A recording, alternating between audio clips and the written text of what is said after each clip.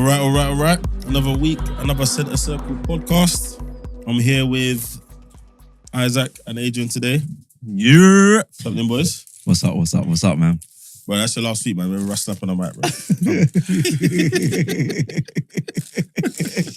Come like I'm most wanted these days. Bruv. I'm the most hated. Bruv.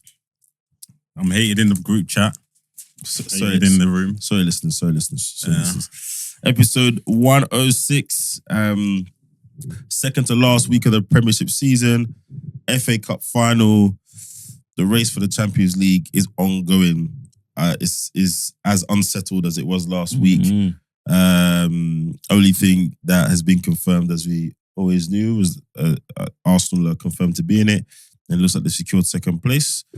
But yeah, we'll talk through the games, have a look at where all the different participants in the Champions League race are. Couple of monumental things happened this weekend as well. Jamie Vardy hitting his 200 goals for Leicester in his 500th game for Leicester, which will also be his last game for Leicester. Mm-hmm. He's asked that is his last game. He finishes on 500, so he won't be playing the last game of the season. He'll be on the beach with his family probably. Everton play at Goodison Park for the final time, before they move on to their new wonderfully named stadium. We'll come to that piece. We're also going to touch on what that means for Everton as a football club. We've seen other clubs move to new stadiums, the dream of match day revenue going up, modernising the facilities, etc. We've seen a couple of times that financially, when it comes to investing in the team, it has a different impact. And what feels like earlier than ever, a few clubs have already been wheeling and dealing in the transfer market. Dean Huijsen has signed for Real Madrid, as was announced with what's felt like a hastily put together announcement video, i.e. it didn't have Huijsen in the video. It was just clips of all the clubs he's played for. Like a montage of why they signed him, basically. We'll come to that. Unless I got duped with an unofficial account, but it looked like a Real Madrid account. Yeah. I checked. It did look like one. And then we'll look forward to the last game of the season, last weekend of the season. We've got the Champions League final to come as well. And yeah, so let's get into it. FA Cup final. Woo. Manchester City, Crystal Palace. Crystal Palace came out winners 1-0 to win their first major honour ever. Yeah. And it's crazy.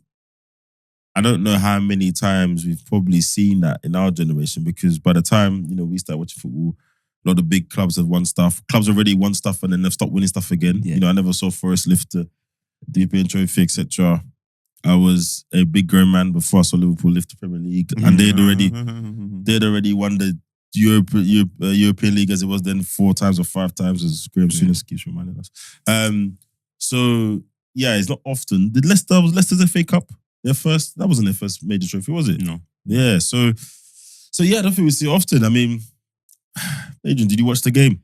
Yeah, I watched the game. My third team, Arsenal, Everton, Crystal Palace. Now, this guy. Do you know who he moves like?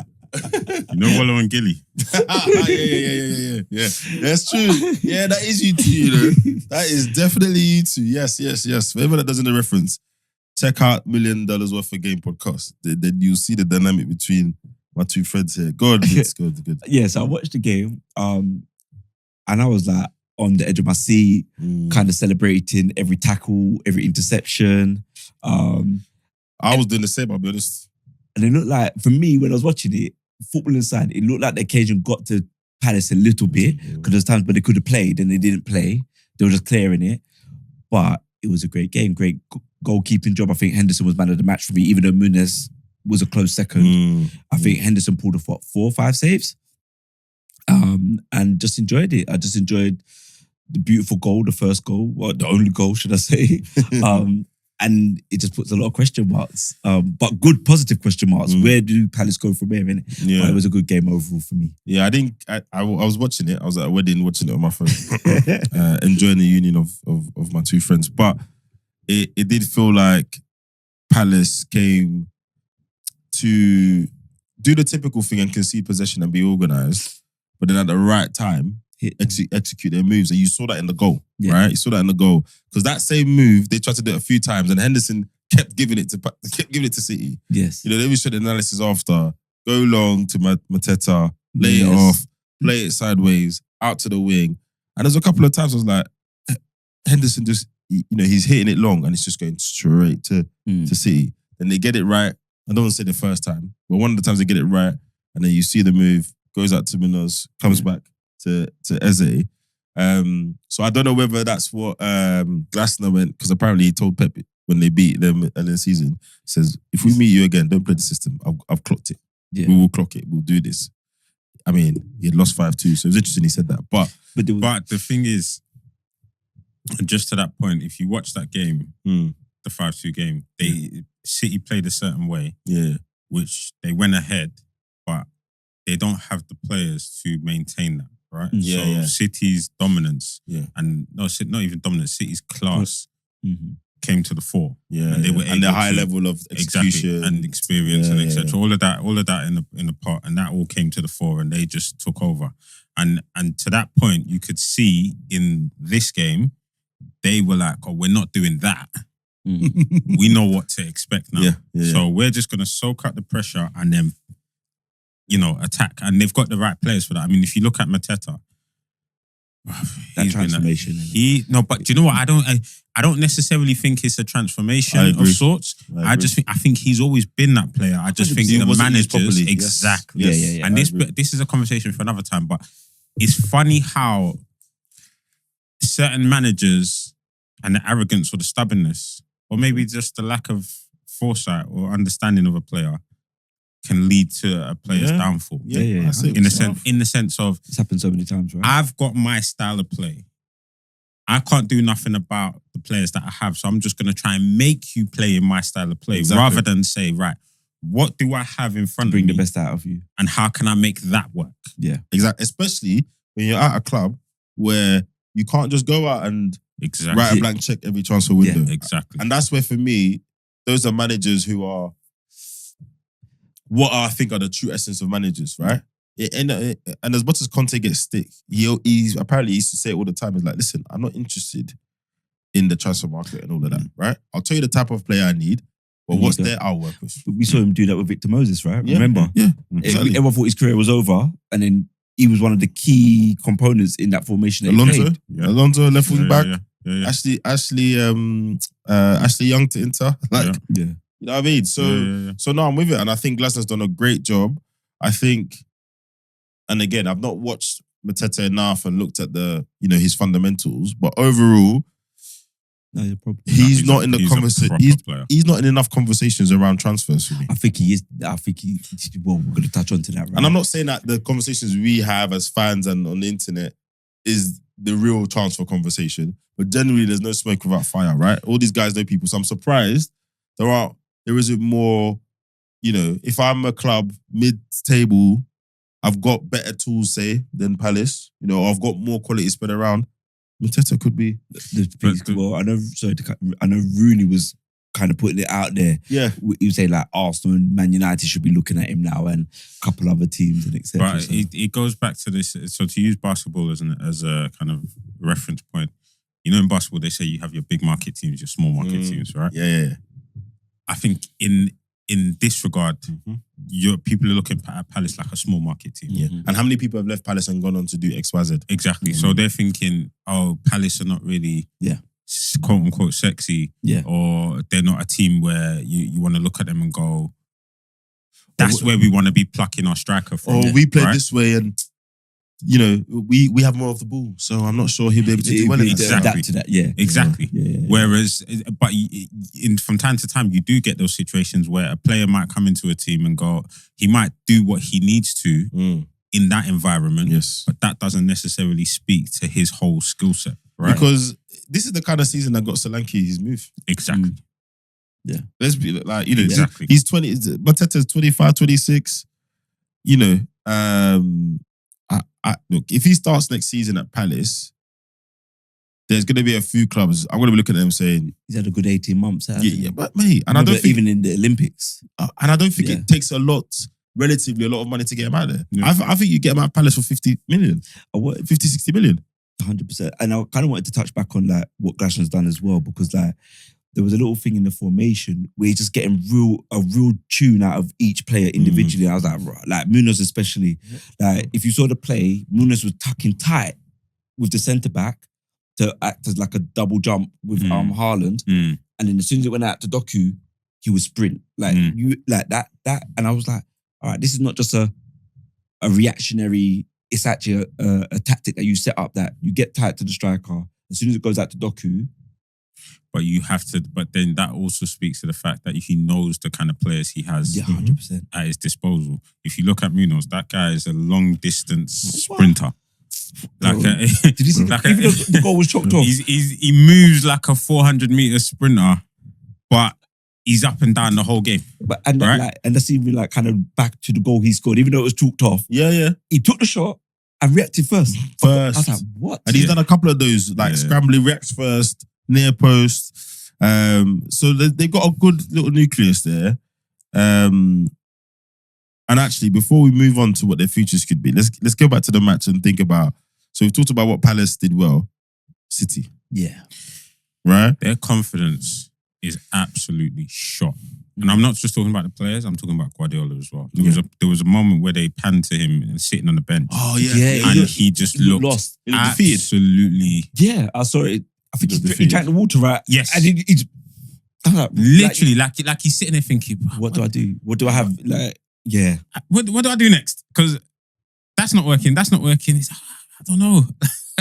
like you can see the cogs are turning and nothing's coming up. You know, no ideas are presenting themselves. So I think it's one of those things. Every dynasty has its day, right? And I think this dynasty has come to its end, and that's partly because of age of players, injuries, obviously the PSR, the court case. But you made a point yesterday that I think is a little bit bigger than all of that. You know, it was you about system ball.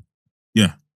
And I think that's a big thing. I think that plays a part. The gap, I think, between Pep's tactical nous and execution, and the quality, it's filtering through the game. You know, two of his disciples are in the league now playing their own version of things. Managers, well, lots of them, Ten Hag, there's lots of his disciples. The overall kind of thinking about the game tactically, etc. We're seeing lots of managers have lots of ideas, etc. So I think that gap, all of those things you said is one thing, but I think that gap as well, I think here, there were fewer people with system ball that was unique, right? You know, at one end we had Pep, at the other end we had our Sean Dyche, who's, and I'm just not being disrespectful, he's qualified that opinion this week by saying if he went to Man United and just played 4-4-2, but now we've got lots more people with their own version of system ball, right? And what you're doing isn't such an amazing thing to them. Actually, no. I'm here because I've studied what you've been doing for 15 years. So I think all of that stuff you said, plus I'm coming with my own version of my system ball. What are you saying? And my own version been so now it's a high level of chess. Yeah, right? Exactly. And don't get me wrong, football was chess before, but now it's the next level. High level. Yeah. Like fine, you can invert your exact, which it was commonplace, but it's a different level. Like, okay, you might invert your fullbacks, but I'm going to do something like this, right? So I'm going to have, like you said, I'm going to get my right back to tuck in and double team the striker, but as soon as the ball breaks, we're going to... He's got the legs to get there. Do you understand what I'm saying? Like, it's all... I don't want people to say, oh, well, you think people weren't doing that previously. No, but like Coca said, and like we've seen, Pep's tactical setups were far beyond what anyone had seen, and then everyone else started doing it. Well, we saw Mourinho changed the formation in the Premiership. Remember, it was 4-4-2. Then he turned up as 4-3-3. Yeah, Conte turned up. It was 3-4-3. Do you understand what I'm saying? So, yep. But then Pep's turned up, and now it's fluid football. Yeah, it's not so much a formation thing. It's now inverts. Everyone can play. Everyone can play. Win the ball back up high. You know, I'm going to overload certain areas because the left back's now playing centre midfield. Exactly. I've got the ball. All of this stuff. Maybe what you're saying is true in the sense that, okay, everyone's now doing their own version. I think the standards so gone now up. the playing field is... understand it. And I think there was also something like, on another day, City could have won that game 4-1. I was about to say, because we've got 2 major incidents. We've got a penalty. Hey. And then we've got Dean Henderson changing sport that, for a second. Yeah. I'm sorry. He thought it was NBA Finals for that's a straight red. Yeah. I don't care what's happening. So let's start with the pen, right? No, let's start with the handball. Okay, the handball was first. Yes, start with the handball. Yeah. What the explanation? So for everyone doesn't know, Dean Henderson is backpedaling into the box. Haaland is through on goal. And he bats away the ball to his left. His feet are in the penalty area, which is irrelevant in football. The ball is outside of the area. Now, the rationale from VAR is that Haaland was going away from goal. You know, which is mad to me because we've seen players, keepers. Right, so I've the last one I can remember, it was towards the sideline. Yeah. Not so you know that Haaland and Henderson were at the edge of the 18, the D. But towards the sideline, the keeper's handled it outside the box when he's held it. When he saved it, he's held it, he's handed it. It's a free kick, and the keeper's got booked. Yeah. I was trying to remember one where the keeper got sent off, but I couldn't remember. And I didn't because Google. they were out to the side, to your point. But this was the other thing. But it's still given. But he didn't even get booked. Remember, he only got a yellow for time wasting in the 80-something minutes. Yeah. He didn't even get booked for it. Did they even give the hand thing? They just carried on, right? No, they carried on. I think they done like a drop ball situation. Yeah. So the VAR and the ref was having a bit. I don't understand. And this is what I mean. So Palace did play well. They did execute their plan. But you look at stuff like that and you're like, you go down to 10 men there. Yeah. Different thing. Yeah. Your second keeper comes in. All due respect to him, he's not Henderson. Yada, yada, yada. Yeah. Then Pen, right? Number 1. I know Haaland's penalty record is not the greatest, but all good due respect, he's played more big games. Do you know what I mean? You step up in the cup final and you miss. Should have been KDB. Yeah. Like, we've not had a great season. Let's just lock this down, right? And I get it. He's been doing well. He's been scoring goals. So from a confidence point of view, if I'm in that team, even when he stepped up to take it, I was like, oh yeah, all right, you've been having a good season. Yeah. Cool.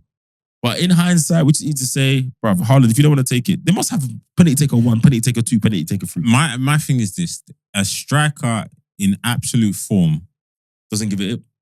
There's not a chance in the world. In the FA, forget FA Cup, but just in a final. Yeah. In a final, right? I haven't scored yet. I think it was one chance that the bicycle kick or the attempted bicycle kick that Henderson saved. And I think there was another fluff chance. I've not scored yet. I've had a couple of chances. This is it. Yeah. I don't understand that. I don't understand that. And hero, right? Even if the Guardiola said, Marmoush is on penalties, I'm taking that. What's Guardiola going to do? Sub me off? I've scored this 1-0. Haaland was taking it. I think he had it down as Haaland. But they've had this issue before and Pep said, not again. We'll decide to take it before the game and that's it. I'm not hearing that, bro. I agree. I heard Rooney, I heard Shearer at halftime. They both said, there's not an absolute chance. I'm giving that away. I'm giving that up. Yeah. If I'm on that pitch. Yeah.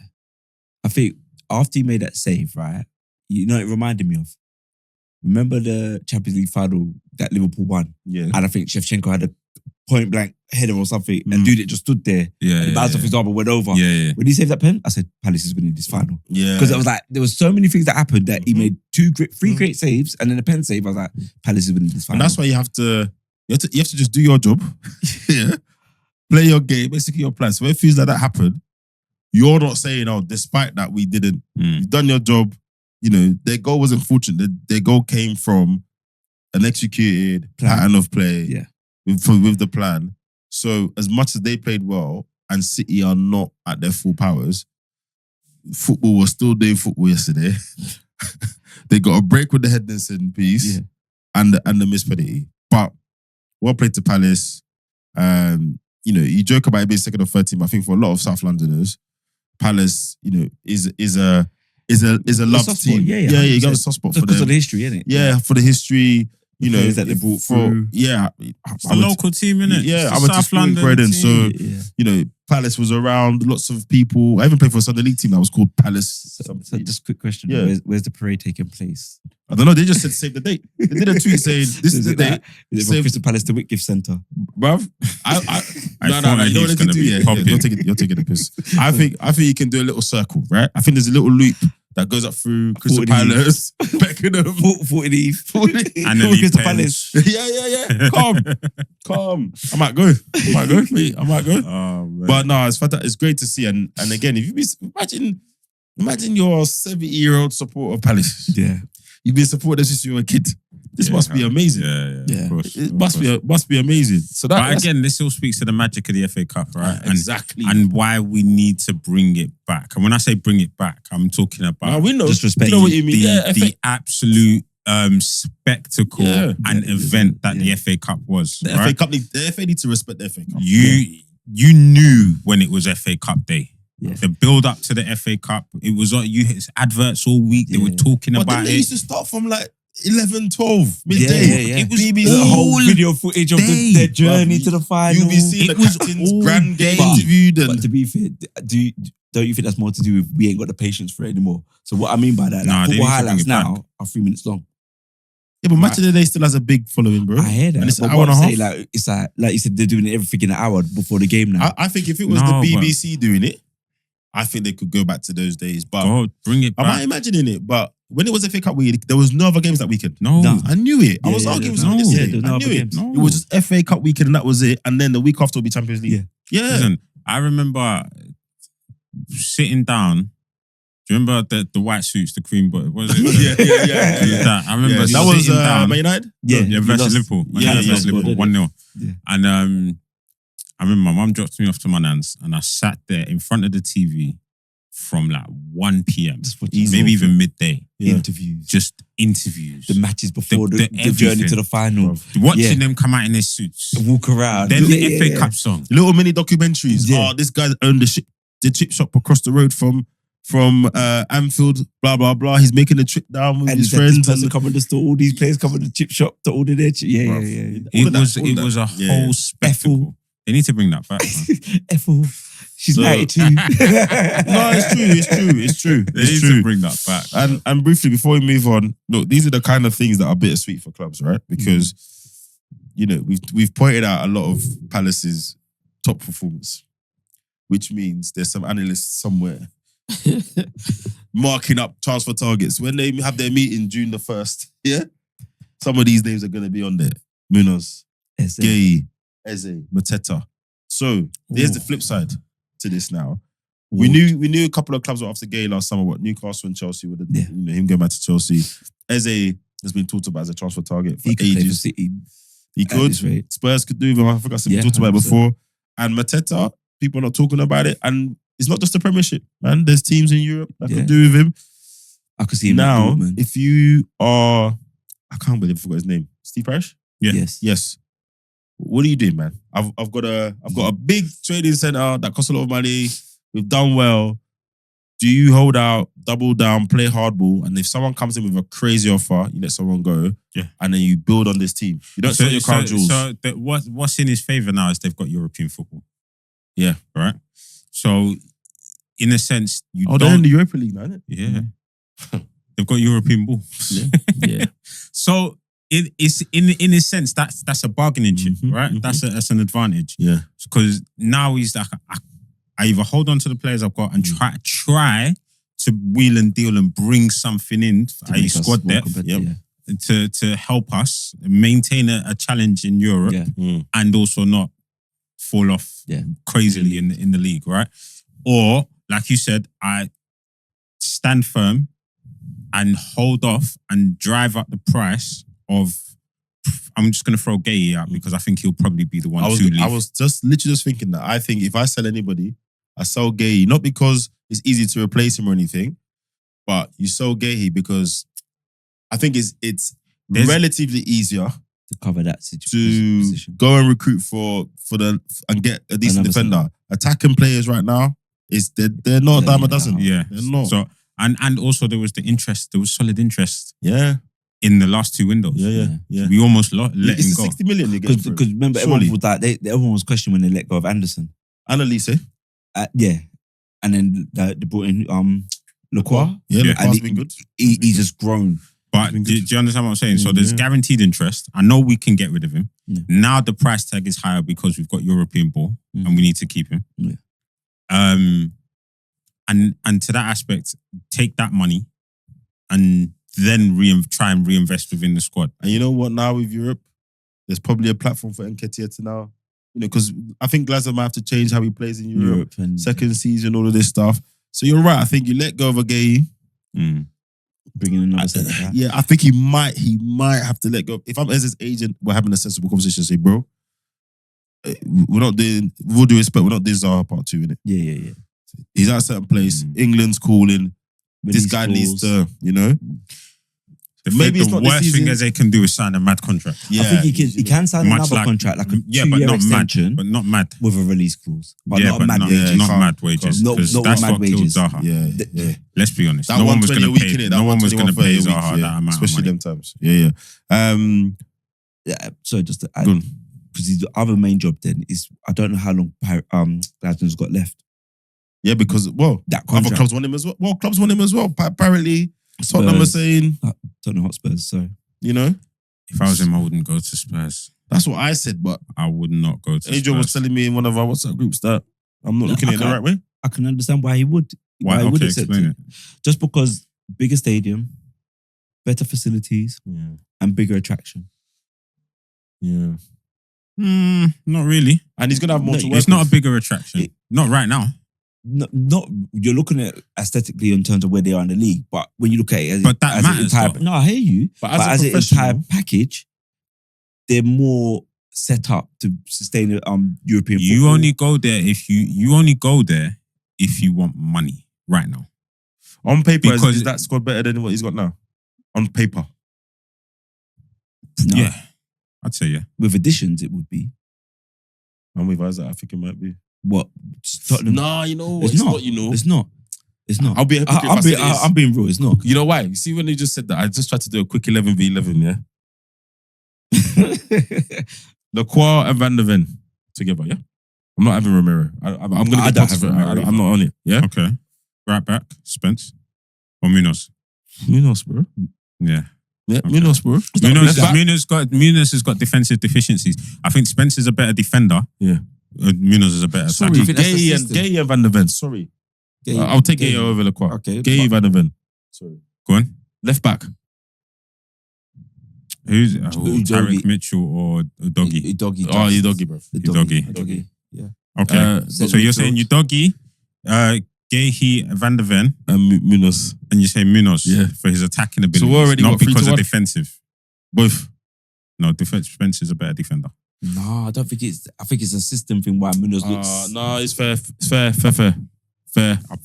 Spencer's a much better defender. 1-on-1. But we're taking Much better. But we're already 3-1. Palace to Spurs, yeah? Okay. I'm taking Henderson. Now it over gets both tricky. keepers. Henderson Both over- keepers. I'm taking Henderson over both. Oh, of their yeah, keepers. easily. Spurs keeping Okay, the thing, have Vicario. Stinker. Right, And then Kaczynski. Okay, No, so the midfield, midfield, this is- two midfielders. This is where it gets interesting. I know. Walton's getting straight in. Straight in. Straight. Not being funny. What's the Asian player's name? Kamada. Yeah. Oi, Actually, yesterday he was proper. Kamada. Okay, so the options are It's- Kamada, Basuma, Papsa, Pentacle.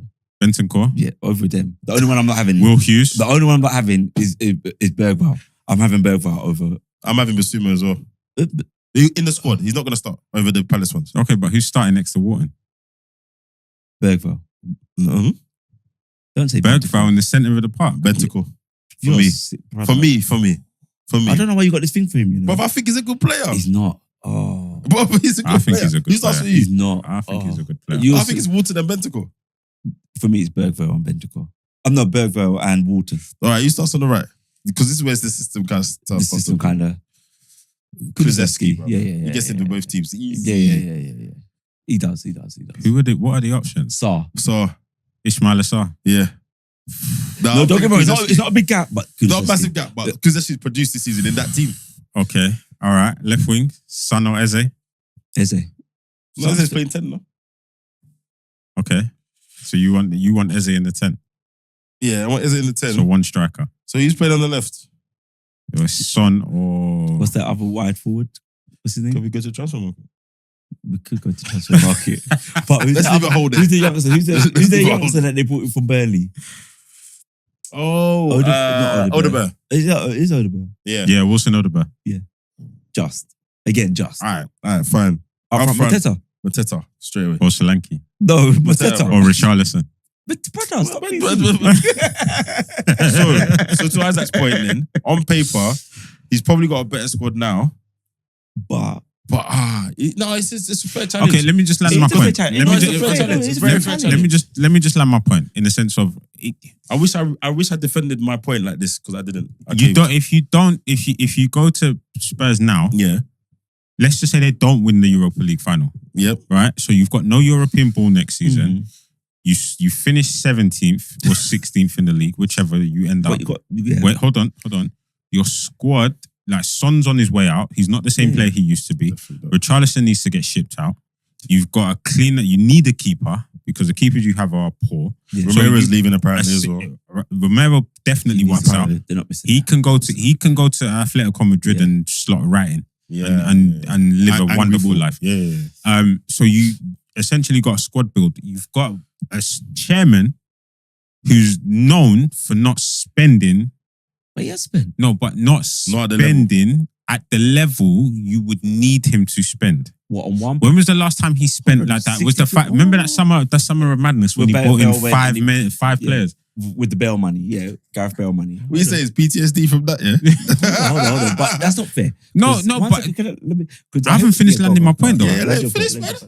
I haven't landed my point. Oh, Wallow, let Gilly finish, man. Wow.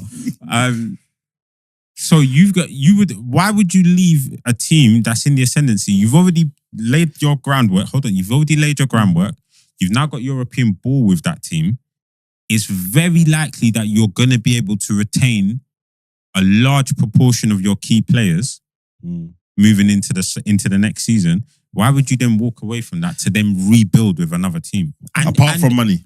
And your stock as a manager is on the rise. Yeah. So essentially, you're looking at this as, do I keep going uphill or do I take a sidestep and go down into the basement to come back up again? Okay. Now, this is the reason why. The season before, Spurs finished sixth or seventh. I'll check. Yeah. Now, the issue is we can all accept is Ange's tactics and partially. Yes. Don't get me wrong. I'm against their squad. However, in that squad, they've got a lot of promising players with a few more additions and a better tactics, which Glasner can do. If they was to get Glasner or another manager, Spurs are moving back up the table and they're going to be higher than Crystal Palace. I'll be honest, yeah. See if I'm Glasner. But if I'm Glasner, you've watched this from the outside, right? Mm-hmm. All the foundations is there for me to be able to do more than I may be able to do at Palace in the next few years. Because look, Palace have got a modern training ground as well now, right? But the stadium. Yeah, but as a manager, that has less to do with me. That limits what I can invest in the team. Mm-hmm. If Daniel Levy comes and says, I am going to invest at a top 10, top 8 level. What do you mean in the squad? Yeah, in the squad. Last season he bought Solanke for 60. Yeah. Gray for 40. Yeah. How much did you get Odegaard for? Yeah, but you can't do over one. Well, has he done enough in the last 3? The maths, the thing doesn't lie, right? Just because you're spending doesn't mean you're spending. And that's the other thing as well. Who's going to be the dad? Because they haven't been doing well. So I take your point. As a manager, trajectory-wise, I've come from Germany. Who was he managing Germany? Frankfurt, right? He won Europa already. He won the Europa Cup. SV Reed, Wolfsburg, Frankfurt. I've come to Palace, won the FA Cup now. Yeah. In traditional football sense, Tottenham is the next big club level up. But I think if you look at it today, and the last 4 managers have all had problems there. From the big guys, from Jose and Conte, who have left. Conte's about to win the league. Yeah? Mm-hmm. What time is it? Yeah, they're probably halfway through the first half now, yeah? On Sunday as we record. All the games kicked off same time. Mourinho's Mourinho, right? So I think from Tottenham's point of view, my initial thing was they don't learn. They haven't learned. They're now going for another guy. Bro, invest in the squad properly and do it that way. Stop trying to find people that can come and do sprinkle magic on the squad. Why don't you've got a manager? All right, Ange he's had a bit of a blip, right? Why not just say, do you know what, Ange, we're gonna back you? No, they can't do that. Can't do that. I think two things are happening now. You haven't invested in your squad and you don't have the right manager. Okay, forget. All right. Remove Ange. Yeah. Right, but let's say why don't they go out and charge the recruitment team? Because my man's coming back as well. The one that got banned, isn't it? And he's the one that was doing signing the good players. He's the one that did the Udogi. He's the. Yeah, all right, so let's get him back in. Charge him with going out and finding an up and coming manager or a manager that we are happy and confident to back. And I'm not talking 100%. About just saying, all right, you come in, we'll give you a little chest to spend now. And then you need to come in and have a big summer. You know what he needs to do? You see when people are turning up to sign players, Spurs need to be there as well. Do you know what it is? Just say to the manager, come in, you've got 3 years. We're gonna give you 3 years. We're not gonna do this knee jerk. No, but we're not gonna do this knee jerk. We're not gonna do this if it dips a little, fine. But we're gonna back you. Yes, that's the key thing. We're gonna invest properly. We're gonna give you 3 years. We're gonna back you. We're gonna invest, and we're gonna keep the media off your back. Do your job. But I think they have backed. They have invested. So when I'm saying they have invested, Solanke. No, I don't think they've invested correctly though. I agree. Okay, I agree. That's why you don't rate their squad though. I don't know. I don't rate some players. I say if they build a team around Bergvall, Gray. Go on. If you don't name at least 8 players, then forget it. Let me land. Go, okay. Spence, Udogi, Pedro Porro.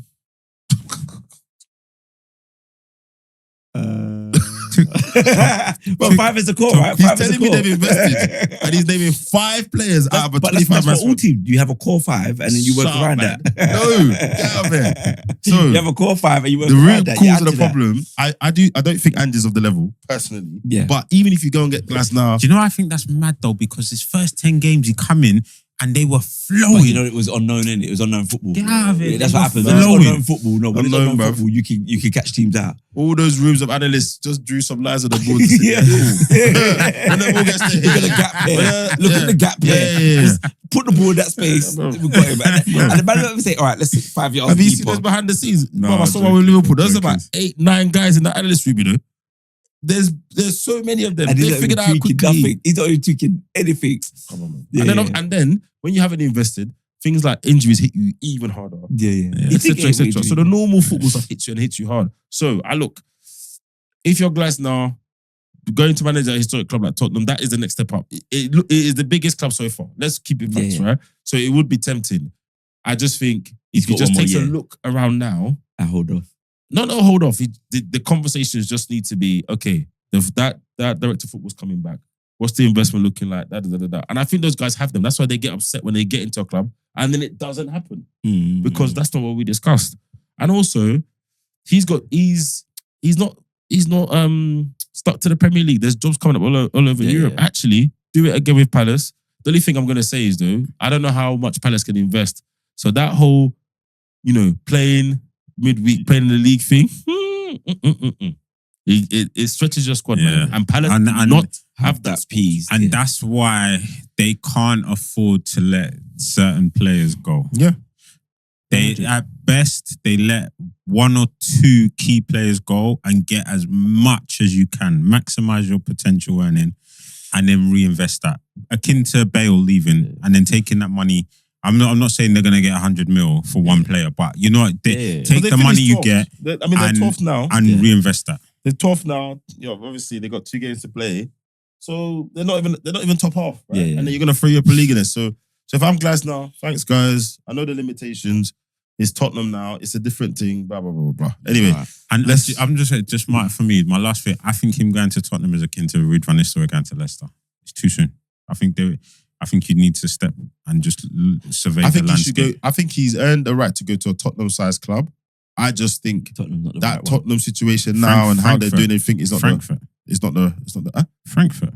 You think they're Tottenham size club? Would you not consider them to be? No, I would. You think they're smaller than Tottenham? Just. Not massively, but just. Regular European football.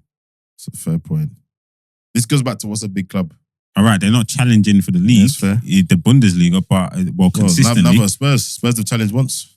But they're playing regular European, regular, more regular. If we take the non-media, maybe. But I think, you look at the Man CV, I think Spurs will probably be the most prestigious club so far. Maybe not the biggest. Yeah. Right, race for the Champions League. As it stands, I look at the Premier League table. As I said earlier, Arsenal's win over Newcastle, which we'll come to, has cemented their Champions League qualification and probably cemented second. But we've got Newcastle, Chelsea, Aston Villa, Man City, and Nottingham Forest all still running for the Champions League. So we've got 5 teams for 4 places. Right? Aston Villa beat Spurs 2-0 on the Friday game. For once, the league decided to move games to help European teams, but they only did it because they didn't want one team to say they had an unfair advantage of another team. If the English team was playing a non-English team, the league would not have done anything to help them. FYI. Anyway, so yeah, Aston Villa with a good 2-0 win over Spurs on the Friday round of games. Ezri Konza with a decent finish in the box. Yeah. Very nice finish. Poacher's finish, right? Key is so jammy, put him in his fantasy league team. I'm so mad about that. I can't believe that, bro. I'm so mad Key's about got that. His jammy, bro. Clean sheet and the goal. Anyway. You know he's going to above you in the league, innit? Anyway. Second to last week. When you said that, I was like, he's going above me. Yeah, Steven. And then Kamara, again, decent finish. Yeah, another one quietly, right? Yeah. Good signing. 2-0. Spurs, hella injuries. Kulusevski is out for months, so he's not playing. In the final, I think Maddison's injured as well, I believe. But I don't know what the final's going to look like. Another loss, that's I'll tell you right 18, now. 17, 18? It is Tottenham's 21st loss in the Premier League. 21st loss in the Premier League. As things stand, all else will equal, they're going to finish 17th, one place above the relegation. So, bro, I think even if you won this final 6-0, he's out. Yeah. Because this is absolute... I'm surprised that the conversation about this isn't louder. To see Man United and Tottenham 16th to 17th in the league, I didn't think I'd ever see that in my lifetime. Yeah. And playing this bad. Like, remove all the banter and all that. 16th or 17th, bro. Yeah. Do you know why? Do you know why? Do you know why I think the conversation is not as loud? Because Man United have been so poor for so many years. Not this poor. No, they've been poor. No, but this. No. All right. But hold on. Let me. Since Fergie left, it's been a downward trajectory. I know. I agree. Right? They had a small uptick with Mourinho. Yeah, even the Europa was a little, with the Europa, and didn't he finish second? Yeah, he finished second. And that was his biggest achievement of his career. They laughed at him. Exactly. Right. But then since then, it's literally. I'm laughing because I could be just as a training guy. I can imagine Jose training. Thinking he's way. I'm calling himself the miracle man. Just walking around the training ground. I mean, all right. But since then, they've just been doing this, right? Downward trajectory, and it's just been a snowball effect. Every year, it's just been getting worse. With each new manager since Mourinho, it's just been getting worse. So this is the analogy I'm going to give. Polyfiller. You know, you should just replaster the whole wall, but just put polyfiller. Just keep adding polyfiller to this. Keep cracking. It's just been getting worse, and this is the culmination of bad decision after bad decision after bad decision. Literally, and even Amarin right now is starting to look like a bad decision. And also as well, there needs to be an acceptance that they're not who they used to be. Yes. I think they do accept that. I think now they don't because the people, the media and Man United fans and Man United still talk about the club as if it's still Barcelona, Real Madrid level. Every week we hear Roy Keane, this is Man United. This is Man United. Even that statement in itself, the class of 92, Gary Neville. and the way he goes on, bro, your team is not that team anymore. And it's so funny because people forget, as a story keeps telling us, Fergie was days away from the sack, right? Yeah. Until Marquis scored. I think it was FA Cup final or something. Right. It's just a cycle of ball, but this is the only cycle of ball I've lived through, innit? Yeah. So I just never expected to open the Premier League table one day and see Manchester United. All clubs go through it. It's just how you deal with it that matters, right? Liverpool, I say this all the time. Liverpool went through our dark days, right? We weren't great, but not this. We were there and thereabouts, but then we went through. We never went like 17th in the table. Well, but did you ever finish below 9th? I think 8th was our lowest. Yeah, bro. And even then, you were catching pelters. and exactly. And we had just look at our teams. We went to Real Madrid with Fabio Borini and Ricky Lambert up front. Man United don't have that. Hey, listen. Wait, hold on. Listen. Do you know what I mean? What was that game we had? What's the guy we bought from Bordeaux? With the mad relaxed hair. What's his name? Shamak. Come on, bro. You're so Shamak. Yeah. We've all been there. We've been there. Now they're having their turn. This is United's turn. Yeah. And what's mad, like I said, if they went from first, second, third, fourth, first, and then dropped down to 17th, I think that would be absolutely what the hell is going on. But I think it's just because it's been a gradual But you know what makes it worse? You had your issues, Gillette and whatever, Hicks, I think it was Gillette. Yeah. Days away from administration, all that. There were tangible things we could say, Arsenal, penny pinching because of the stadium, No, these guys have spent their way. No, but it's the Glazers. No, let's be honest. No, but they've spent their way. They spent their way to it. Like they've spent 90 mil on Pogba. They've spent their way. Okay, I see what you're saying. I see what you're saying. It's crazy. 50 mil, 80 mil on Harry Maguire. Like they the only spent their way saving grace, and I don't know if it's a saving grace for them. 40 points after 37 games puts you 15th this season. I remember the days where 40 points would have got them relegated. It was a relegation battle. Yeah, like 40 points was always. They're lucky that the gap between the Prem and the Championship is so bad. Is getting. I mean, Leicester are on 25 points. Yeah, it's mad. The gap between Leicester and that gap's just going to keep getting worse. Yeah, I'm telling you, that gap's just going to keep getting worse. So it's going to keep going that way until one of the legacy teams or the bigger teams. Yeah. Exactly. So Aston Villa beat Spurs 2-0. Chelsea beat Man United 1-0. I did do it on purpose. I'm not gonna lie. I was gonna say I didn't do it on purpose, but I did. Chelsea. So those two take control of their Champions League destiny. So after those round of games on Friday, we had Newcastle third, Chelsea fourth, Aston Villa fifth, Manchester City sixth. We obviously are not playing until Wednesday now because of their FA Cup final. Yeah. Nottingham Forest 7th. Who scored for Chelsea? I don't remember. Was it? Let me see. Cucurella, of course. Yeah, I forget. What a great header. Great. Good assist. Yeah. Odegaard, if you want to look at how to spin and be effective, go check out James's assist. Yeah. Quick spin. Nice chip to the back post. That was a really good header. Apparently, Caicedo played really well. I didn't watch the game. Yeah, Caicedo's been playing well from last season until now. Like, it's just consistently looking. You know who he reminds me of? Makaleli. Oh, fair. Okay. Yeah. Just the way he approaches the game, his aggressiveness, his ball winning tendency, and then uses it well once he's won it. Yeah. Did Lavia play? Let me check. He came on. I think he came on. Lavia's proper. Yeah. Fernandez, you're lucky you're offside, mate. That miss was horrific. Yeah. We won't talk about Onana where he. Yeah, okay. Moving on. West Ham 1, Nottingham Forest 2. They found their. Can we just get to the meat and bones of that game? Jared Bowen. You know what? I've not seen the goal, What? Boy, you didn't watch it? I didn't see the touch and the volley. Hey. I flicked it back to himself. Like the ball's got. So I think it was got cleared like from a header or was it Paqueta or was it Paqueta or Alvarez that tried to whip the ball in? Yeah, and then it got cleared. No. The defender knocked it. The defender headed it, tried to get in the way and header it away, but he's headed it up.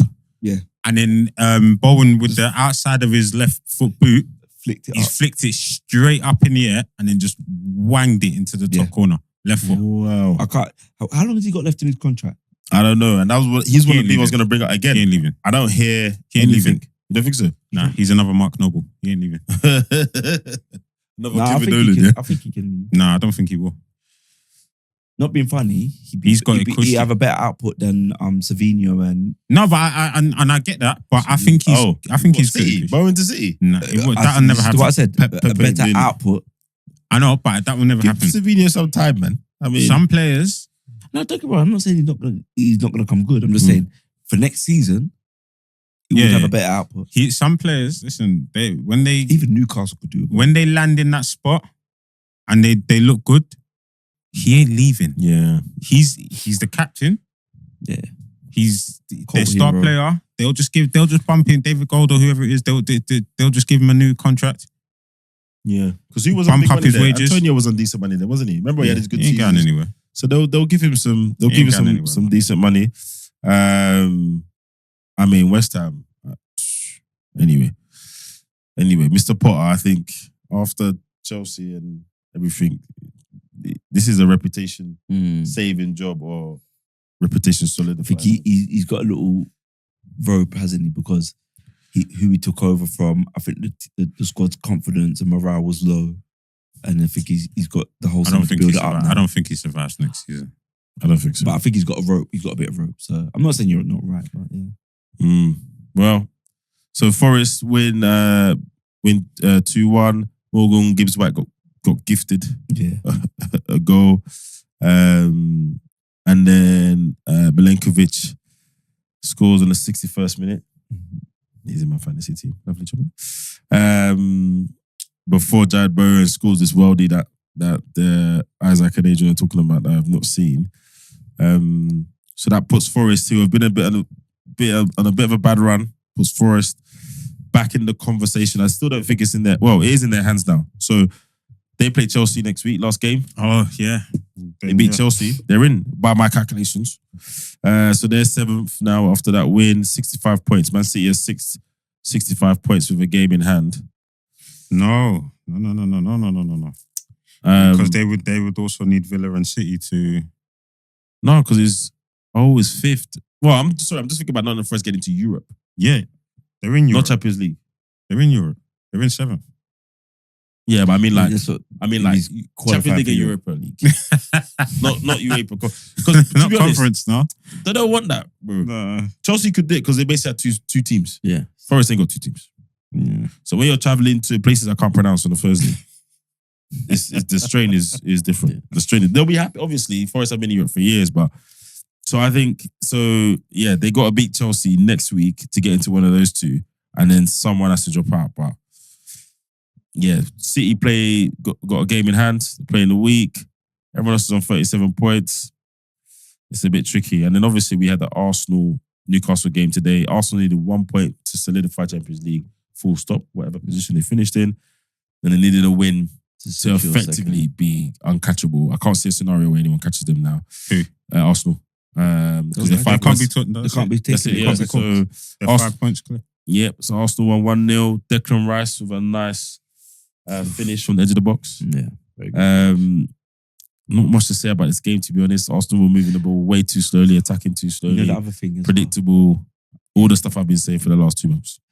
And what was annoying, like you said, it's so predictable that Saka just hugs the touchline and you're never making a run inside to kind of just cause a little stir, like a disruption, like Burns. To be fair, he did that a few times. Sometimes when the ball came over, he was occupying the centre back. He didn't invert in enough. He didn't do that run. He didn't come off the touchline and run inside. He just waiting and he just goes wider. But also, you don't do that until the play comes out to the wing.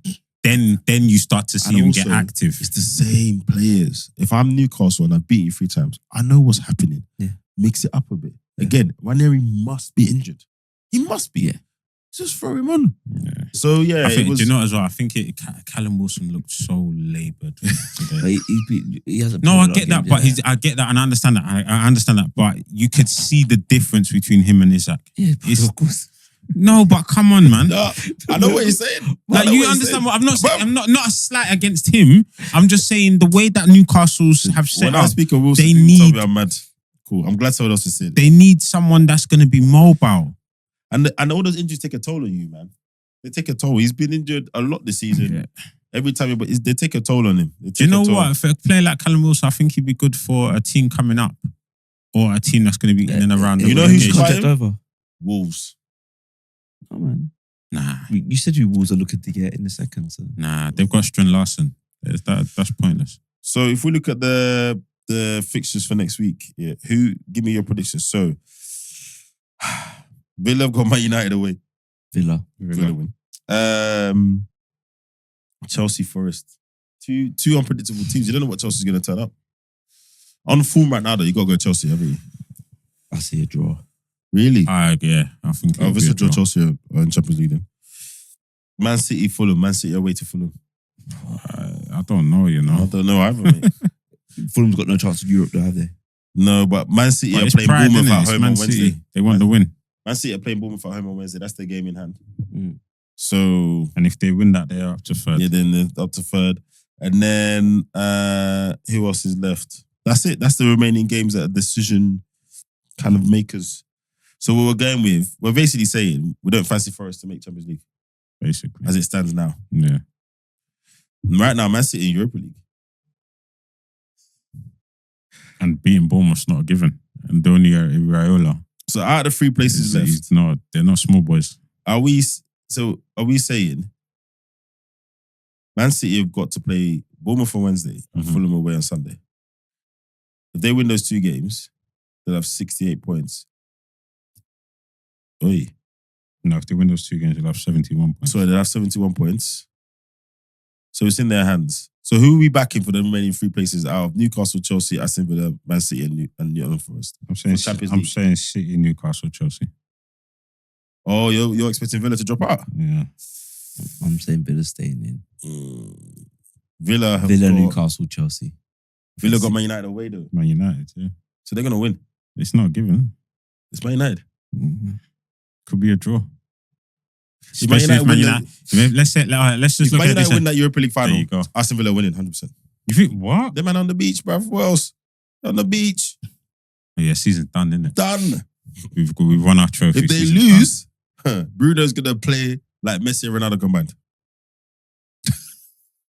He's gonna score a hat-trick. He's gonna cross the ball to himself. But you know what it is? You look at it and you, from that competitive standpoint, you think, right, we win the trophy, we want to go out on a bang. We're buzzing, we're confident, we're feeling ourselves. We want to, and it's at Old Trafford where they've been poor. Yeah, so we want to end the season on a high. Mm-hmm. We want to give the fans something to smile about. Mm-hmm. Never mind the Europa League, and then we want to go off. And that way, in a weird way, kind of justifies the season. We finished with a European trophy, won the last game of the season. Yeah, and knowing Man United season, you know what they'll do? They'll win the Europa League, yeah? They'll lose against Villa and then have to do the Europa League parade at the stadium. And you don't want that. You don't want that. The way there's... Because anyone else, you won the Europa League, your last game of the season is at home. Yeah. And you got a trophy there to... Yeah, nah. You got to win that game as well. But the way their season is going, you got to win. They're going to win the Europa League final and they're going to lose that game. Yeah. So you're saying Villa stays in. So who drops out then of the Champions League? Villa stays in. Forest. But Forest are not in it now. Oh, so I said it's Newcastle, Chelsea, Aston Villa, and City, and Forest. I reckon Newcastle. Who are the 3 teams that are going to win? Newcastle, Villa, and Chelsea. City. So you think Chelsea are going to drop out? Yeah. So you think Forest are going to beat them? Ooh, and get Europa. I think it's going to be. Who have Newcastle got? Who have Newcastle got? Hold on. It's mad. Chelsea could go from 4th to 7th. Newcastle have got Everton at home. I'm going. Wait, hold on. What? Wait, I saw the permutations the other day. Because Newcastle, Chelsea, and Villa are on the same points. All got 66 points. If Chelsea win the conf and don't finish in Champions League spot, they go Europa. Yes. But if they win, they win the Champions League spot and win the Europa League, and they get one to more decide, place goes down, and they get to decide which one they want. No, they get Champions League. They get an option. They get to decide. No, they get Champions League, or I think everyone assumes they'll pick Champions League. Yeah, and then one more place goes down, I believe. So we could have Europa. We could have Brentford. Yeah, it could go all the way to 8th, essentially. But I think you'd only have one Europa League place. So Brentford will go Conf and Nottingham will go for Europa. I believe so. So it could still work out in their favour. I think Europa would be better for them. I'm going to say Chelsea, Aston Villa, Man City. I'm going to say Newcastle drop out. I think Everton... No Isak. Yeah, I think Everton can go there and cause them a problem at Goodison Park. The way he's got them set up. So if they don't get champs, you think Isak stays? I think he stays, but it's easier for someone to get him away. Europa League is not going to be enough. Not going to be enough. Because it's one thing saying I'm in the Champions League. I might not be in it with a team that can win it, but I'm in it. Another thing to not be in it at all. And teams in the Champions League are coming. Liverpool have just won the Premier League. I pick up the phone. Arsenal are like, yo, look where we are. We got to the semi-final. And that's just the UK teams, not the teams in Europe. And if you're Newcastle, you slightly want that though. It's just a bidding war. Yeah. That's a bidding war. So now and you could argue even the group stage of Champions League is however many tens of millions. Yeah. So you lose out on that. You might want to sell him to get the money. They don't need to. They haven't got PSR concerns, etc. But yeah, I'm going to go. It might seem unlikely, but now I've just clocked that they're all on the same points. I'm going to go Chelsea, Aston Villa, and Man City. When I look at the fixtures. We're forgetting City's got a game in hand as well. Yeah. I'm going to assume City beat Bournemouth on Wednesday. Or get at least a point. Because they get a point, then they're on the same points as Newcastle, Chelsea, and Aston Villa. So if they just get at least a draw out of Bournemouth on Wednesday, they've got a better goal difference, so they'll go straight to third. There you go. So even if they don't win on Wednesday, go to the final game of the season, and City have got Fulham away. City have got Fulham away. Newcastle got Everton at home. And we know Moyes he's the original part of the bus, man. Yeah. And he's got players that can hurt you. Ndai, it's not a joke. Yeah. We'll talk about his 2 goals today, etc. So, but Newcastle are at home. Yeah. Okay. So Everton, if there's one team right now that can go and spoil the game, it's them. Everton, yeah. And get us something on the break or whatever. I think Villa beat Man United, no problem. As long as Emery doesn't get in his own way. The only anomaly there for me is Forest, Chelsea. Yeah. But again, I think Chelsea Newcastle drop out. I think Newcastle drop out. No, if Isak's groin problem is going to keep him out of the Everton game, they're not going to do it. I think Newcastle get Europa and Forest in the conference. That's my thing. That's my prediction. All right, cool.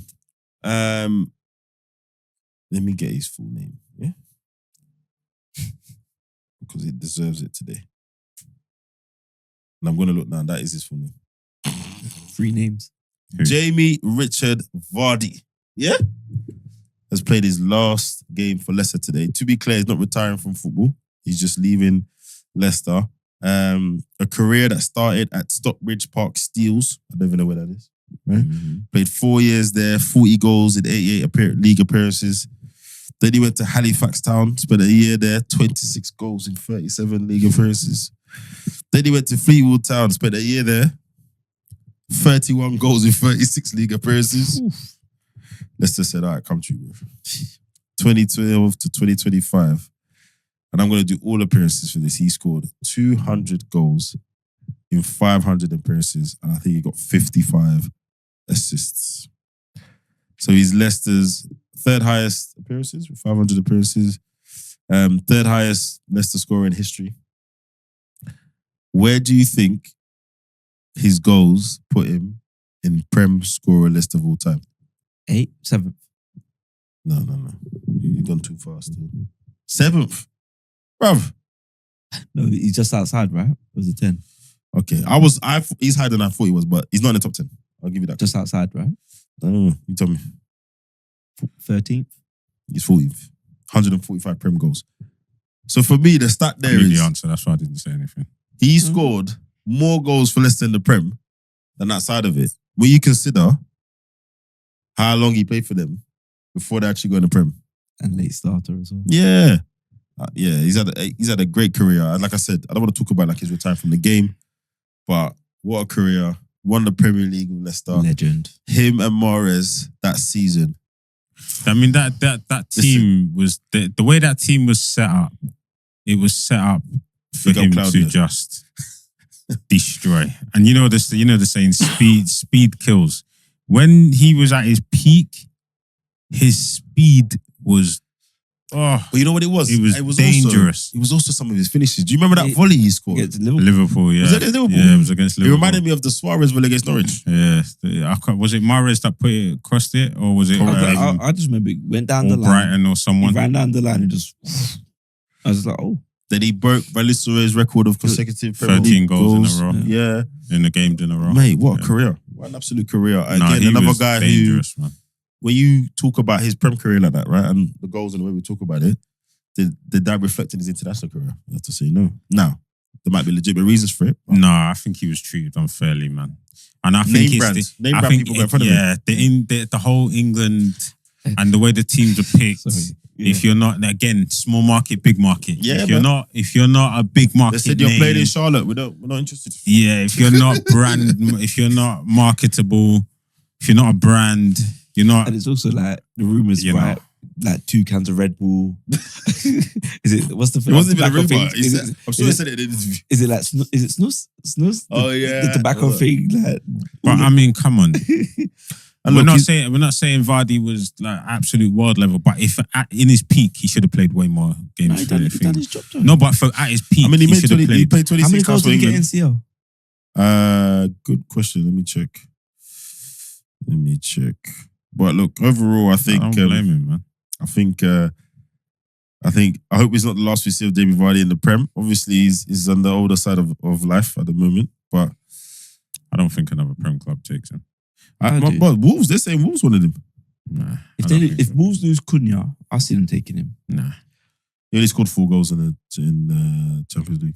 Only. How many? Sorry, 2. Yeah, but still. Yeah. Still. For where he started. Yeah. And a bit of a side, Leicester beat Ipswich 2-0 today. Vardy. Yeah. Typical Vardy. And he was on it, right? He was on it from the beginning. You could see the runs. Chelsea's. And the second goal by Casey McAteer. I think that's his first. Did you see Casey McAteer's goal? No. Drilled it near post. But it was lightning. Yeah? Yeah. People got like the gap. It just fit through the gap like that big. So, yeah, I mean, the Vardy fanfare masks a few things that Leicester need to sort out. They haven't even started planning for next season, apparently, because Van Nistelrooy doesn't know if he's staying. Are they going to have money to invest? Yada. But yeah, I think it would be good for Van Nistelrooy if he stayed, actually, and got them back up. But he might think he's too big a name for that. But I would argue you're not, actually. You're the one that took them down. So let's see. But yeah.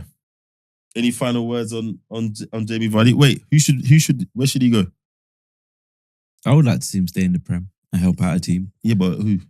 Wolves. Palace. Mad. Palace? 100%. Oh, wait. Only if someone leaves though. As supporting to come off the bench. And Nketiah's already there. Okay, as supporting. Yeah, I agree with him. I'm taking Vardy over Nketiah right now. Nketiah needs to find himself. And he needs a run. He needs a team that's going to give him a run in as you're my number 9.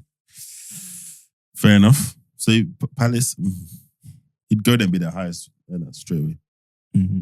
I reckon he just goes to the States. You reckon? Yeah. He should, just do that. I just reckon he's going to go to the States. Yeah, it's not a bad shout. Go live life out there, right? Yeah. Somewhere with nice weather. Go West Coast. Yeah, fair enough. All right. Well, let's see where Vardy lands. Everton played their last game at Goodison Park. Mm-hmm. This conversation is going to probably largely consist of myself and Adrian because Isaac hates them. I have no care for them. But look, again, we've seen this story a few times, right? Chasing the new stadium, the new ground. I've never been to Goodison Park myself. Have you been, Isaac? Yeah. So I don't know how... Last time I went, I saw them beat Arsenal. Thanks for that. Of course you did. I don't know how old or aging it is or how modern, whether they've managed to update it here and there. But the largest thing is match day revenue, right? They wanted to increase the capacity and do all the other bits and bobs around it that could increase revenue. The new stadium is going to give them an additional 13,000 more seats to sell. You would know better than me. Are they going to fill that stadium on a weekly basis? 100%. Okay, fair enough. It looks like it's a great location in the docks. It looks it's proper. And also increase corporate capacity as well. That's another big money earner. Mm-hmm. So the question goes around. We've seen this before, right? We've seen clubs talk about, we need to sell more tickets. We need to be able to get more fans in the stadium, and then they get it, and the fans are coming through the stadium, and then we hear, oh no, we're tightening the purse strings because the stadium costs a lot. So when does a team get the benefit of this extra? We're seeing that with Spurs a bit now, right? Yeah. The stadium is well utilized. I think is the word I use. Yeah. If you speak to a Spurs fan, they might feel like it's probably too much concert activity. They feel like it's a bit too multi-use, but all of that helps. Spurs have probably got the lowest, I think I talked about it before, lowest wage to revenue ratio. Mm-hmm. But we've just spent a good 20 minutes talking about how that squad is not being invested enough.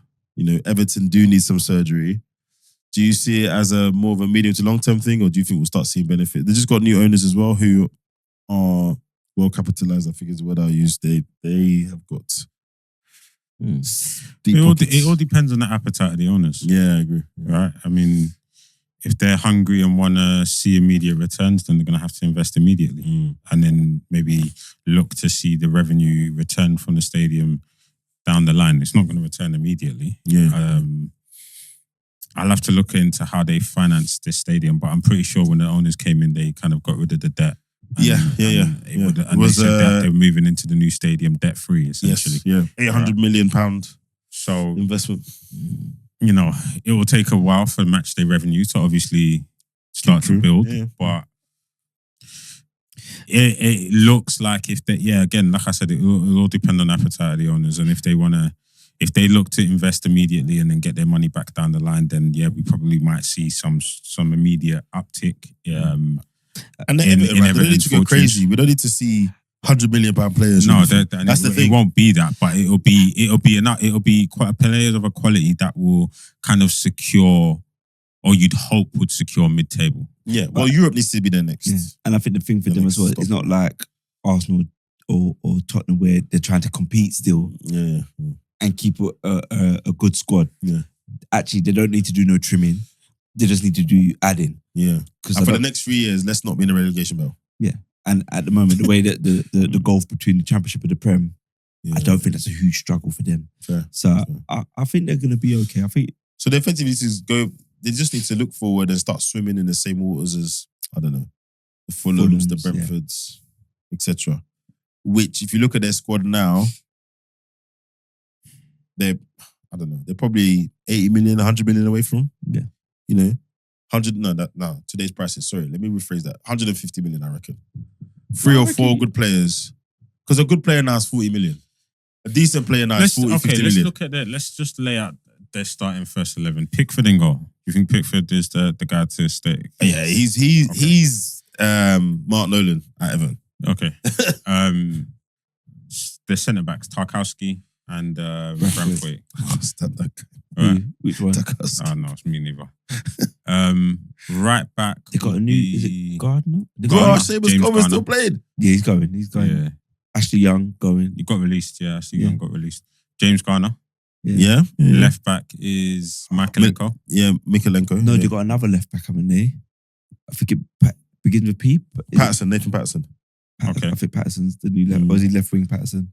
I think he's left back, I think. Centre mids, they have Garner, just Gay. They're gonna get rid of him. Yeah. Which one? Garner. What about just Gay? Yeah, Garner. Gay. Idrissa Garner Gay. Oh yeah, he's got to go.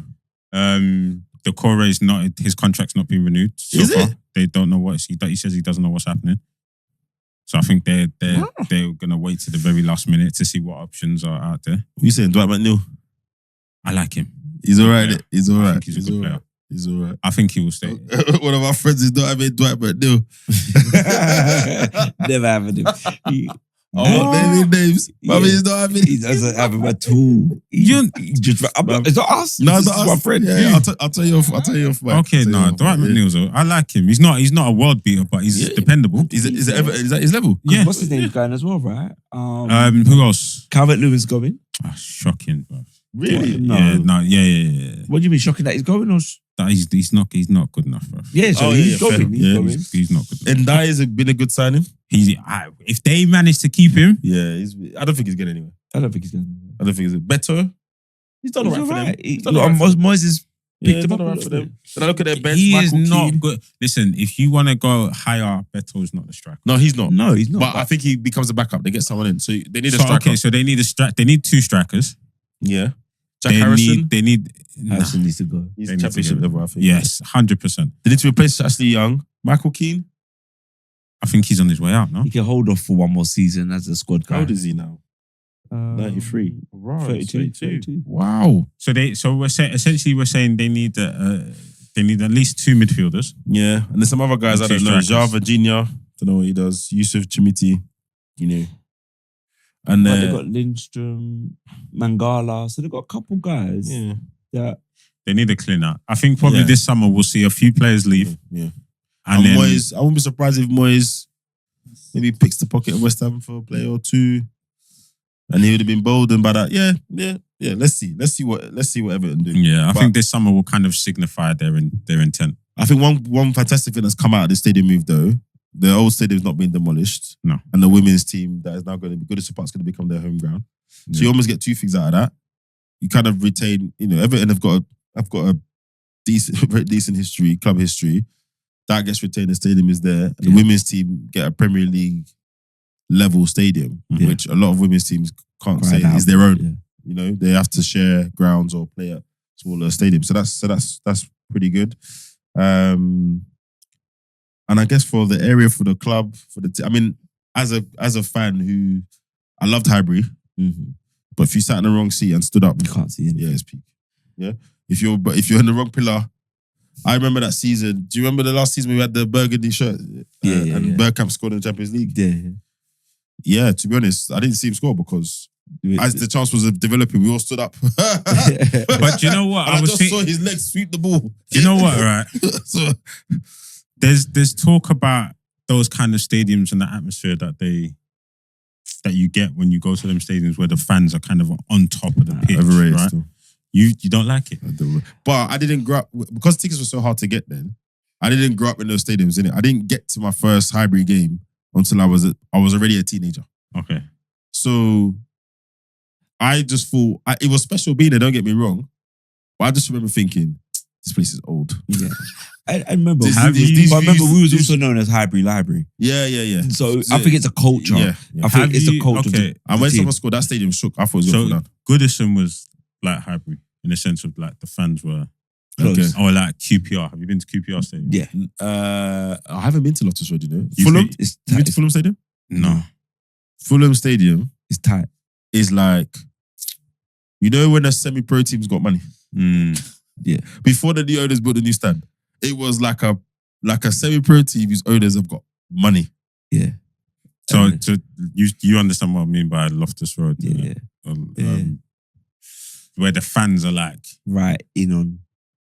Do you know what I mean? I remember I sat in the box and I still felt like I was close to the pitch. Fair. Do you understand what I'm saying to you? So it was.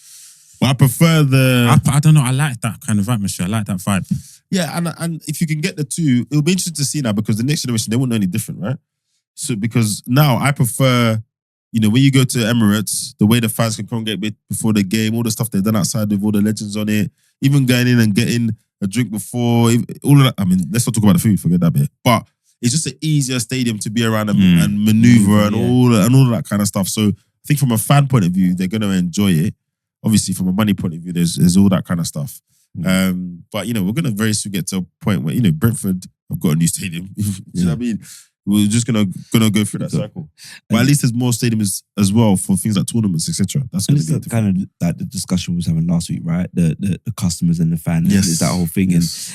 and it's just like you said. The main thing is that more money, as you know, when you move to a new stadium, the naming rights they like to sell. Oh yes, of course. So everyone was looking for some kind of blue chip brand name, etc.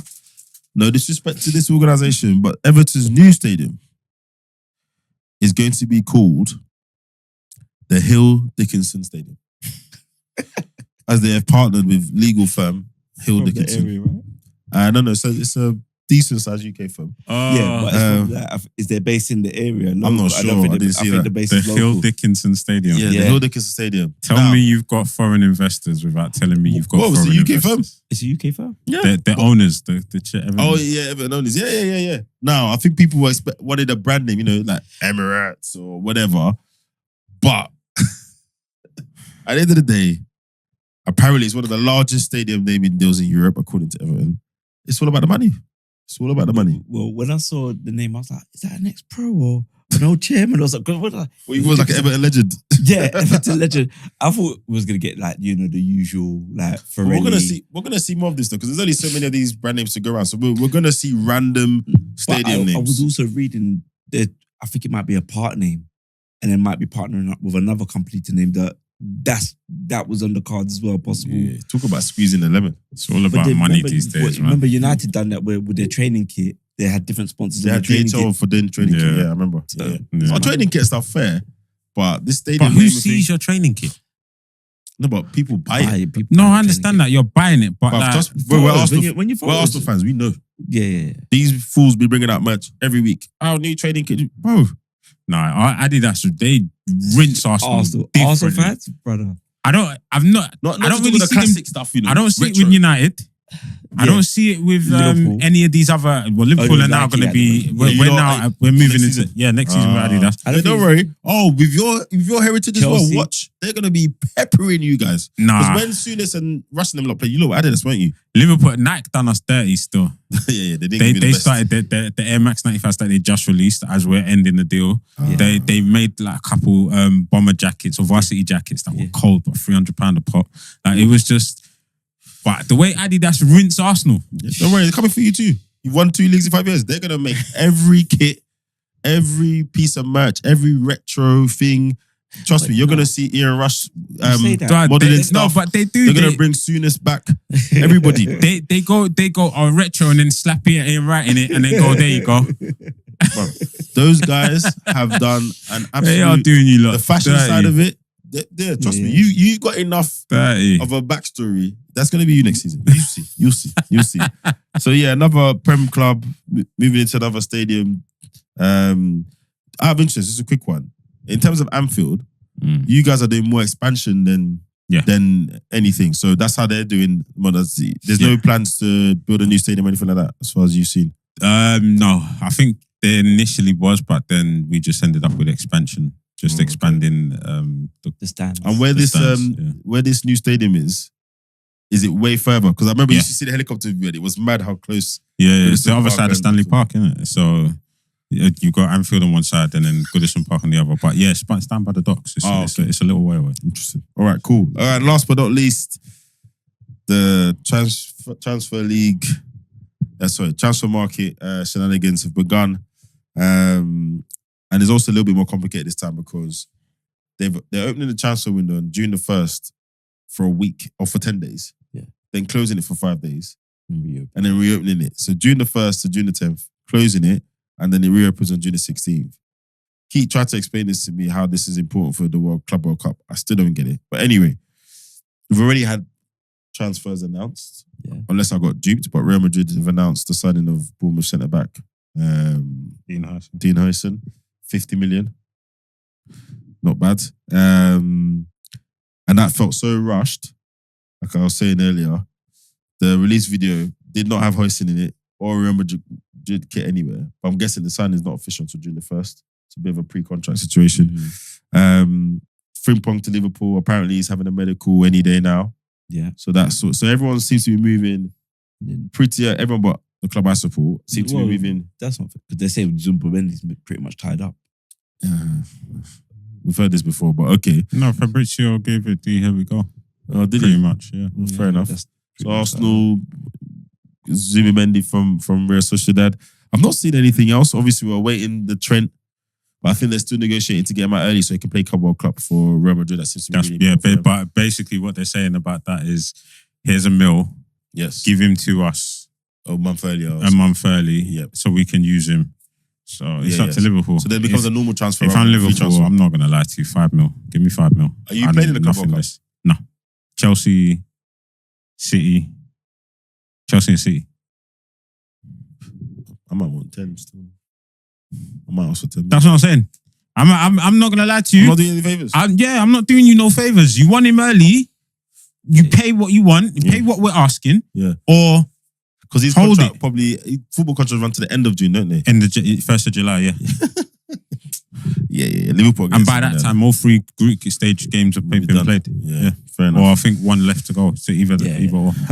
Eric Dyer has moved to Monaco. Yeah. From Bayern Munich. 3-year deal. Got his when Harry went and got a major trophy and said, "See you later, lads." Apparently, Bayern fans are not happy about that. They wanted him to stay. Yeah. They said he'd been a very good player, very dependable, done his job when called on.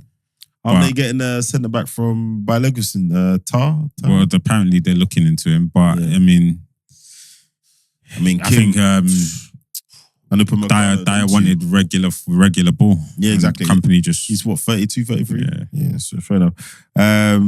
John David is apparently he's confirmed he's leaving the end of contract at Lille. Again, another striker. Teams in the Premier League strikers, no one talks about him, but he's going to be on a free. What I've seen of him, he's going to be on a free though, and he's not going to be a big wages. Yeah, it's not. You can't do too bad with that. You know, Ryan Cherky has confirmed he's leaving. I was about to say I've got him written down here. Cherky to leave Lyon. I would love him at Arsenal. You know, trust me, Odegaard. I will open if Ryan Cherky was Arsenal. Can you imagine? He's a bully, bro. Both feet, either way. But he's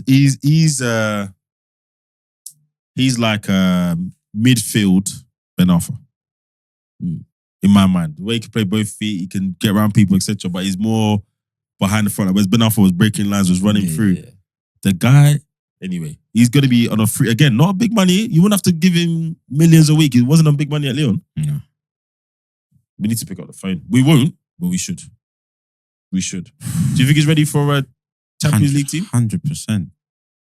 I'd love to see where he lands. This is the kind of guys that will come Emirates in the Champions League. And this is the time you want them. You want them before they've become household names. But all big teams pretty much do that, don't they? We talked about it before. It's annoying. They watch them do it elsewhere, and then but you could have had them. Yeah, 100%. Just thinking, in terms of the transfer window, lots of players who I've forgotten about are coming back from loan. So, Tavares, Fabio Vieira, Reece Nelson, I hadn't forgotten about him, and Lokonga are all coming back from loan. I thought they'd gone. I thought Tavares were options to buy. I thought all of those deals were options. I think they're to buy. I reckon they're going to try and Reece Nelson. I think they're going to try and integrate him back, but he did get injury towards the end of the season. Who else can I see quickly? Aston Villa have signed Ozcan from Kassim Pasa. Don't know who that is. Back from loan, Buendia. Remember, he was meant to be the next great thing from Norwich. Alex Moreno from Forest. Oh yeah.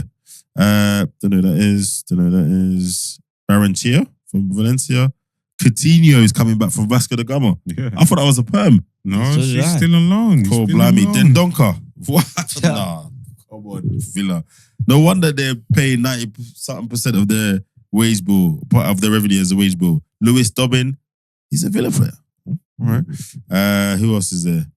That's it. Anyway, back from loan for Bournemouth. Philip Billing might come back an Italian champion. Max Aarons is at Valencia. He's having a good season. Forgot about him. Neto, the keeper they gave us that never plays. Who else is there? Who's this? Well, Brentford. No one that we know. I'm just trying to see if there's any interest in Evan Ferguson at West Ham. Did he even play? He's played a couple games, but that light has dimmed, you know? Yeah. And Ciso was at Ipswich. Buonanotte at Leicester City. They tried to help people. They did some good loans. Mm-hmm. I think Buonanotte has probably done the best out of all of them. And then Ciso did a little bit at Ipswich. A little bit. The rest of them, definitely the names we know. Burnley. Oh, they've already completed it. Marcus Edwards, Perm, from Sporting. Yeah. Well, he wanted to get to the Prem. He's there. We were talking about him going to Burnley, but he's in the Prem now. Who else? Chelsea. You ready? Who's coming back? For who they've signed? Alex Disasi from Aston Villa. João Felix. Jesus. Oh, that's painful. Andre Santos from Strasbourg. Don't remember him. He's meant to be. I think he's meant to be tidy still. Is it? They will say a couple of teams are looking at him. You got Chuku from Southampton. He played quite a bit. Yeah. Who else is there? Renato Vega at Juventus. Yeah. Raheem. Carly Chukwuemeka at Borussia Dortmund. I think he played a few games. He played alright. He's had a good Really time. Chilwell. Broja at Everton. Kepa at Bournemouth. Forgot that was a loan. Who else is there? They will. Chilwell must have been a perm. He's not on the back from loan list. Yeah, he's a perm. Oh, he's a perm. Yeah. Cool. Was it a loan or was it a perm? Well, he's no, because it was after the window, wasn't it? Well, he's not on this list. Still the loan window. Unless it's a 2 month. Unless it's a 2 year loan. Let me check. Because there was a loan.